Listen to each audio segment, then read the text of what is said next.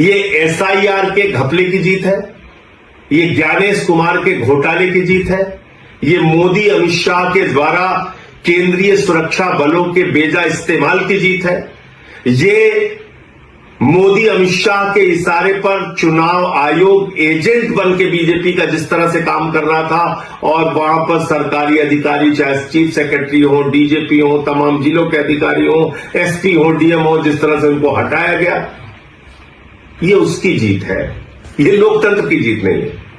2.5 लाख सुरक्षा बल लगाए गए। कल्पना कीजिए, अमेरिका ईरान से लड़ने के लिए 50,000 सैनिकों का इस्तेमाल करता है और भारत की मोदी जी की सरकार ममता बनर्जी से लड़ने के लिए 2.5 लाख सैनिकों का इस्तेमाल करती है। इतनी बड़ी दुश्मनी ये निभाई जा रही है। अगर आज वो 27 लाख वोट, 27 लाख मतदाता अपना मतदान करने से वंचित नहीं रहे होते तो क्या आपको बीजेपी की इतनी बड़ी जीत देखने को मिलती? नहीं मिलती। एक अलग तरह का परिणाम आज इस देश के सामने होता। और आज जो बीजेपी जश्न मनाने का काम करेगी, गोदी मीडिया जश्न मनाने का काम करेगी, ज्ञानेश कुमार जश्न मनाने का काम करेंगे, वो नहीं हो पाता। लेकिन मोदी जी झाल मुड़ी खा के चुनाव जीत रहे हैं, झूठे वादे करके चुनाव जीत रहे, कह रहे 3,000 रुपए देंगे। दिल्ली में महिलाओं को 2,500 नहीं दिया, बंगाल में जाके कह रहे 3,000 रुपए देंगे। उनकी नफरत की राजनीति पे अगर आपको गुस्सा नहीं आता, अगर 993 रुपए सिलेंडर का दाम बढ़ जाता है उस पर गुस्सा नहीं आता, चुनाव ठीक खत्म होता है उसके तुरंत बाद, और हम लोग कह रहे थे कि निश्चित रूप से गैस के दाम बढ़ेंगे, 261 रुपए 5 किलो के सिलेंडर का दाम बढ़ गया, अब पेट्रोल डीजल के भी दाम बढ़ेंगे। लेकिन अगर इन सब बातों से जनता को कोई फर्क नहीं पड़ता तो भारतीय जनता पार्टी को क्यों फर्क पड़ेगा?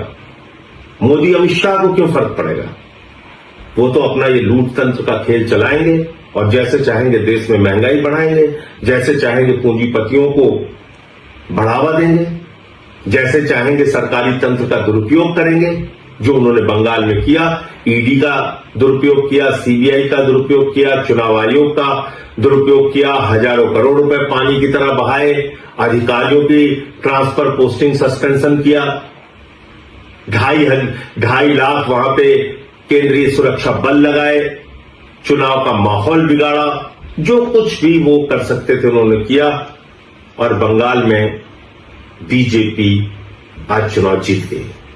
आज इसको लेकर टीवी चैनल पे जश्न मनाया जाएगा, गोदी मीडिया बड़ी बड़ी बातें करेगा, तमाम उपलब्धियां गिनाएगा मोदी जी की और अमित शाह जी की और भारतीय जनता पार्टी की नीति की, रणनीति की, बहुत सारी बातें होंगी। लेकिन क्या यह वास्तव में लोकतंत्र की जीत है? क्या यह जनता के फैसले की जीत है? क्या आज इस चुनाव परिणाम के पीछे का जो सच है वो इस देश के लोगों को भूल जाना चाहिए और सिर्फ बीजेपी का गुणगान करना चाहिए? मुझे लगता है नहीं। सारी चीजों का मूल्यांकन होना चाहिए। किस तरह से बंगाल के चुनाव को चुनाव आयोग ने प्रभावित किया, किस तरीके से एसआईआर के जरिए जनता के वोट को लूटा गया। आज पता यह चल रहा है कि 3 से 4 लाख वोटों का अंतर है बीजेपी और टीएमसी के बीच में। यह पता चल रहा है कि 2% वोटों का अंतर है टीएमसी और बीजेपी के बीच में। हो सकता है उससे भी ज्यादा हो जाए, 2-4% हो जाए अंतिम परिणाम आने तक। लेकिन क्या यह 2-4% का जो डिफरेंस है यह सही है? यह वास्तव में बीजेपी का चुनाव जीतने का आधार है? क्या सचमुच में इस अंतर के साथ बीजेपी चुनाव जीत सकती थी? नहीं। 3 से 4 लाख वोट का अंतर है, लेकिन 27 लाख वोट लोगों को डालने नहीं दिए गए। और इस काम में माननीय सर्वोच्च न्यायालय का भी फैसला आने में विलंब हुआ और सर्वोच्च न्यायालय का फैसला तो सब लोग सुन के हैरान थे कि अगली बार वोट दे देना। अगर आज वो 27 लाख वोट 27 लाख मतदाता अपना मतदान करने से वंचित नहीं रहे होते तो क्या आपको बीजेपी की इतनी बड़ी जीत देखने को मिलती?